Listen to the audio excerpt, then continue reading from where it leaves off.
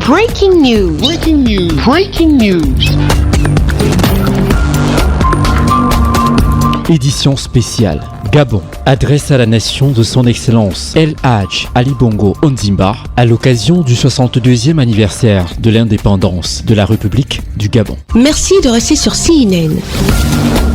Breaking news. Breaking news.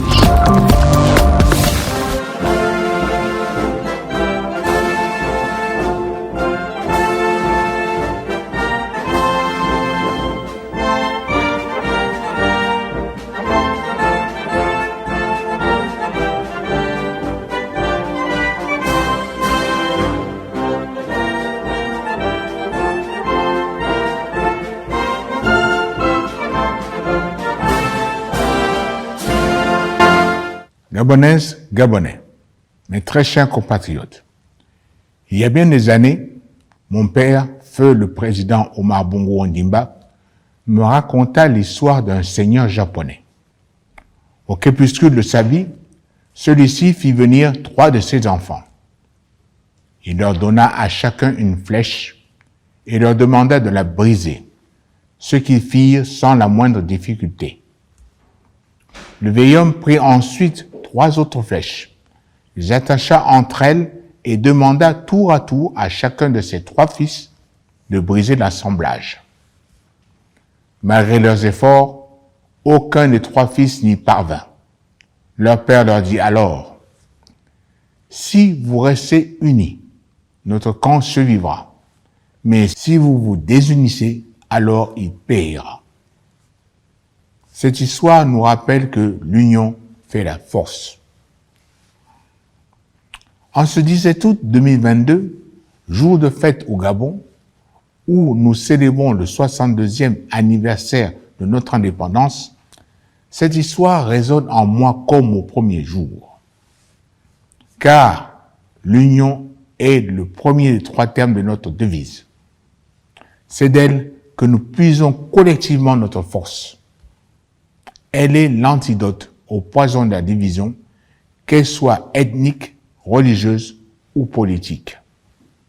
Gardons toujours à l'esprit que ce qui nous unit est bien plus fort que ce qui nous divise. Si nous restons unis, que nous regardons dans la même direction, alors rien ne sera impossible. Pour nous développer en tant que pays, prospérer en tant que nation, nous avons besoin de tout le monde. Gabonaises, Gabonais, mes très chers compatriotes, le politicien suit le peuple, mais le peuple suit l'homme d'État. En tant que chef de l'État, garant de l'unité de la nation, il m'appartient de montrer la direction à suivre, de faire en sorte que nos concitoyens, tous nos concitoyens, suivent ce chemin et que personne, je dis bien personne, ne soit laissé de côté. Pour parvenir à faire du Gabon un pays harmonieusement développé, où les besoins de base sont satisfaits et l'avenir de nos enfants garanti, il y a différentes étapes à franchir. La première et la plus importante à mes yeux de ces étapes est celle de l'emploi. L'emploi, c'est la clé de voûte de mon projet, mon absolue priorité. Car tout le reste ou presque en découle. En ce domaine, mon objectif n'a pas varié. Je vise le plein emploi. Malgré les difficultés, je sais que nous y parviendrons.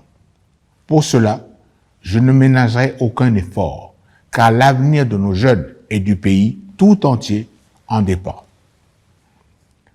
Notre système de formation a d'ores et déjà été réformé dans le but de mieux former nos jeunes par rapport aux métiers, aux emplois disponibles dans notre pays. J'ai également demandé au gouvernement de réfléchir à un dispositif qui permettra aux Gabonaises et aux Gabonais, méritants et volontaires, de devenir indépendants financièrement et de s'épanouir pleinement. Ce dispositif n'a rien de cosmétique. Il n'a pas vocation à créer quelques dizaines, voire quelques centaines d'emplois. il a pour ambition de créer plus de 100 000 auto-entrepreneurs. Il est grand temps, en effet, de changer de braquet et de passer à la vitesse supérieure. La seconde étape clé est l'éducation. Pour atteindre nos objectifs en matière d'emploi, l'éducation a un rôle clé à jouer. En ce domaine aussi, nous ne tarissons pas d'efforts. Conséquence de la réforme de l'enseignement professionnel et technique que je viens d'évoquer, 2 des 3 centres de formation, celui de Nkok et celui de Mbengue, sont désormais actifs. Quant au troisième, celui de Ntchengue, il va prochainement entrer en fonction. En parallèle, la construction de nouvelles écoles se poursuit. Dès la rentrée prochaine, ce sont environ 10 000 nouvelles places au primaire et au secondaire qui seront disponibles dans le pays. Cet effort, non seulement il sera poursuivi, mais il sera intensifié pour qu'à la rentrée 2023, 20 000 places supplémentaires soient créées pour nos enfants. À ce sujet, je vous annonce que, afin d'accompagner les familles dans une préparation sereine de la rentrée, l'allocation de rentrée scolaire sera versée aux parents d'ici la fin du mois d'août. À cette première mesure, j'en ajoute une seconde, le retour du transport scolaire gratuit dans les prochaines semaines. Tout cela, je le fais pour vous soulager les familles. Mais permettez-moi de rappeler que si l'instruction est largement l'affaire de l'école, l'éducation est l'affaire de tous, à commencer par les familles. Être parent, c'est une grande responsabilité. J'en sais quelque chose. Nos enfants sont ceux que nous avons de plus précieux. C'est pourquoi nous devons les protéger face aux dangers dans le monde réel, comme dans le monde virtuel. Je fais référence ici aux réseaux sociaux qui, entre autres dérives, ont aggravé le phénomène de harcèlement. Face à ces dangers, l'État prend ses responsabilités. Mais il revient également aux familles de prendre les leurs. Mes chers compatriotes, la santé, comme l'emploi et l'éducation, est également une priorité. La COVID-19, qui n'a pas disparu, a montré notre grande capacité à nous organiser en ce domaine. Cet élan est aujourd'hui poursuivi et amplifié. La réforme de l'Office pharmaceutique national a été menée avec succès. Elle a permis de rendre disponible quantité de médicaments en tout point du pays. Cette année, 23 structures sanitaires et sociales ont bénéficié de travaux d'extension et de modernisation. Au cours de la prochaine année, nous injecterons plus de 6,3 milliards de francs CFA afin qu'une trentaine de centres de santé, outils privilégiés de la médecine de proximité, soient rénovés et modernisés, permettant ainsi d'améliorer la couverture médicale dans tout le pays. Enfin, la Caisse nationale d'assurance maladie et de garantie sociale, la CNAGS, tout comme la Caisse de sécurité sociale, la CNSS, 2 piliers de notre système social, font actuellement l'objet d'une restructuration afin de garantir leur solidité, leur viabilité et leur pérennité. L'objectif, à terme, une fois cette consolidation achevée, est d'étendre et d'améliorer votre couverture sociale. Au-delà de l'emploi, de l'éducation, de la santé, vous avez, je le sais, mes chers compatriotes, bien d'autres préoccupations. La vie chère en fait partie. En ce domaine également, nous n'avons pas ménagé nos efforts. Ces derniers mois, face à une inflation galopante au niveau mondial, une série de mesures ont été prises au Gabon afin de freiner la hausse des prix et réduire le coût de la vie. Pour vous soutenir, l'État a injecté plus de 83 milliards de francs CFA. Les subventions à la pompe ont permis de maintenir le prix de litre de gasoil à 585 francs et à celui du litre d'essence à 605 francs. Si nous avions laissé faire, ceux-ci auraient probablement grimpé au-delà de 1000 francs CFA. Parallèlement, sur toute autre série de produits de première nécessité, l'État a injecté des milliards de francs CFA additionnels afin que les prix demeurent bloqués et que plusieurs produits de grande consommation demeurent abordables pour tous. Tel est le cas du pain, du riz ou encore de la bouteille de gaz. Face à certaines dérives, j'ai instruit que le contrôle des prix soit fortement renforcé afin que les efforts consentis par l'État vous bénéficient pleinement et ne profitent pas à quelques spéculateurs. Passé cette étape, dans laquelle il a fallu intervenir en urgence, j'ai demandé au gouvernement d'amplifier son effort pour lutter contre la vie chère, mais en ciblant davantage notre soutien de sorte que ceux qui en ont le plus besoin en bénéficient davantage. Un exemple, jusqu'à présent, la subvention sur l'essence bénéficie autant à un directeur d'administration ou à un patron de grande entreprise qui conduit une grosse cylindrée qu'à un père de famille plus modeste. Ce n'est pas équitable. C'est pourquoi je ferai en sorte que plus de justice sociale soit injectée dans le système. Dans le même esprit, et pour continuer d'aider les ménages les plus modestes, j'ai décidé, malgré la fin des mesures liées à la pandémie de Covid-19, que le transport gratuit sera renouvelé et même renforcé dans l'année qui vient. Pour les Gabonais les moins favorisés, cela représente une économie non négligeable et donc un gain de pouvoir d'achat important. Gabonaises, Gabonais. Vous déplacer figure aussi parmi vos grandes préoccupations du moment. Mais comment le faire quand certaines routes sont délabrées? C'est pourquoi nous avons lancé un vaste programme de réhabilitation des voies, en particulier dans le Grand Libreville. Cette année, ce sont plus de 20 km de routes qui ont été réhabilitées. D'ici août 2023, une enveloppe de plus de 50 milliards permettra la réalisation de nouveaux tronçons, aussi bien dans le Grand Libreville que dans les agglomérations de l'intérieur du pays. C'est aussi à ce moment-là, conformément au calendrier qui a été arrêté, que la voie de contournement de l'aéroport de Libreville ainsi que la Transgabonaise, l'une des plus grandes infrastructures routières d'Afrique, seront livrées. L'eau et l'électricité sont aussi des éléments indispensables à la vie quotidienne. Les chantiers d'amélioration de la desserte en eau et en électricité se sont multipliés à Libreville comme ailleurs dans le pays. Sur le volet eau, depuis mars 2021, plus de 120 km de canalisation ont été rénovés et 200 km sont encore à venir, afin d'améliorer la vie de plus de 300 000 de nos concitoyens dans le Grand Libreville. Sur le volet électricité, en 2021, des travaux d'extension, de réhabilitation et de raccordement au réseau ont été livrés dans 7 des 9 provinces du pays. Au moment où je vous parle, d'autres chantiers sont en cours dans toutes les provinces afin d'améliorer significativement la desserte en eau et en électricité. Sachez, mes chers compatriotes, que je n'ignore rien de vos conditions de vie, de vos préoccupations, de vos difficultés.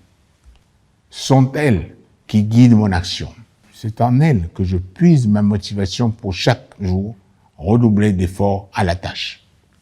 Mais, et je vous le dis en toute franchise, tous ces efforts seront vains tant que nous n'aurons pas éradiqué ce fléau, cette gangrène, ce cancer que constitue la corruption dans notre société.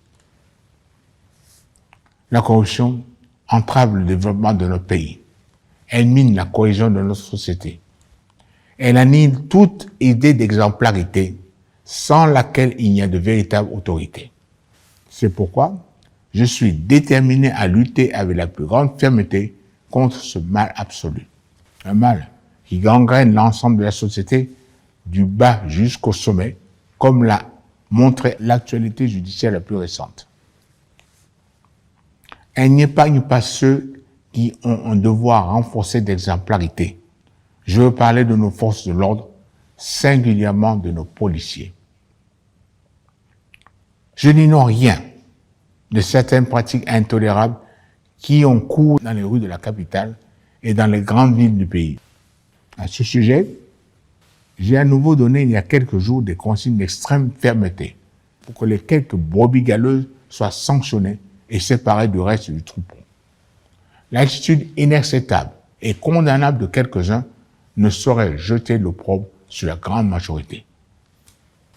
Vis-à-vis de ceux qui enfreignent la loi, qui foulent aux pieds la déontologie professionnelle, il faut être d'une extrême sévérité. Je veillerai à ce que ce soit le cas. Car nos policiers et nos forces de l'ordre, d'une manière générale, doivent se concentrer sur leur mission. Une mission impérieuse, assurer notre sécurité. La sécurité est la première des libertés. Sans elle, les autres ne peuvent exister. Face à l'insécurité grandissante dans certains quartiers de la capitale et des grandes localités du pays, j'ai également instruit le gouvernement de faire preuve d'une extrême rigueur. Police et justice doivent travailler main dans la main et d'une main de fer pour mettre les délinquants et les criminels hors d'état de nuire. Ce point également, je le suis personnellement de près.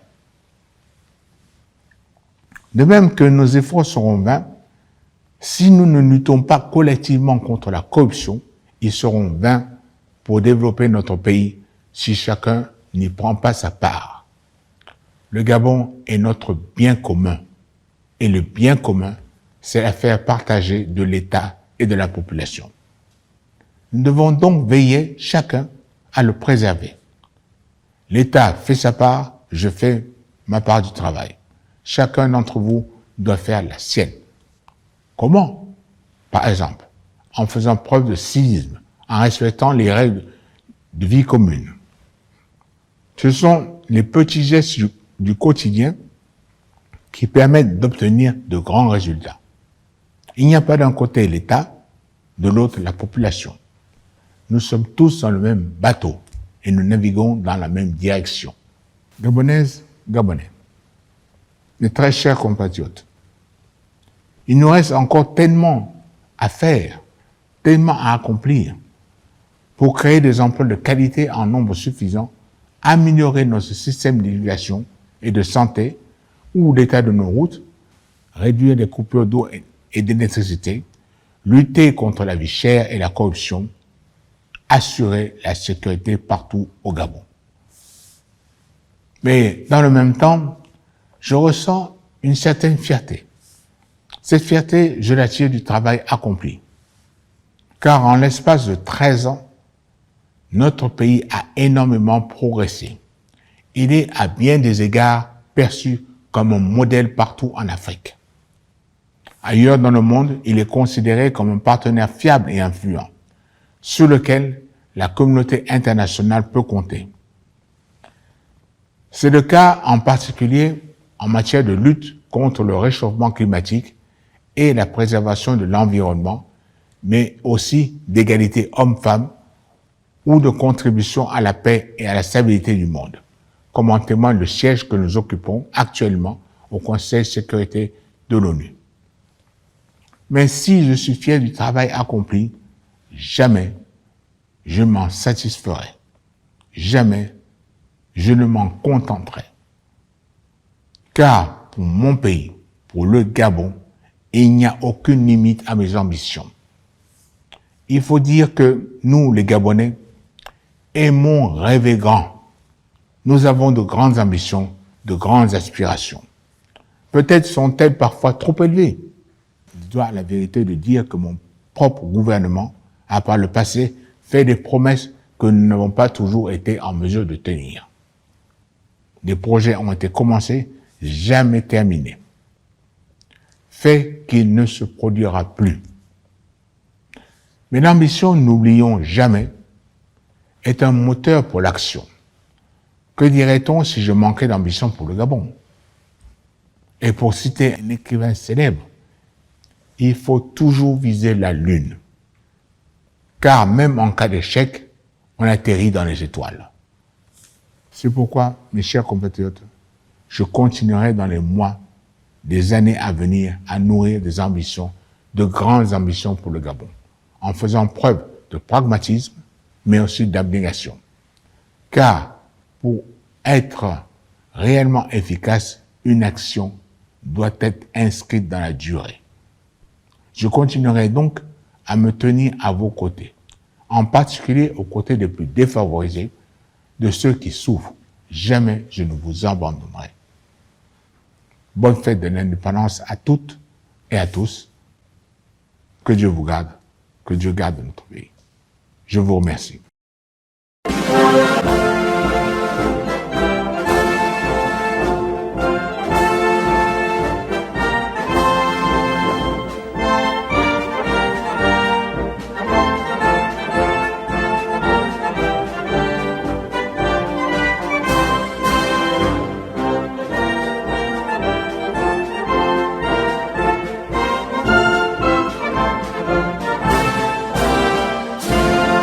Merci d'être sur CNN, la télévision autrement. Les programmes se poursuivent. Retrouvez en ligne toute l'info en continu sur C-Web Info, 100% info, non-stop.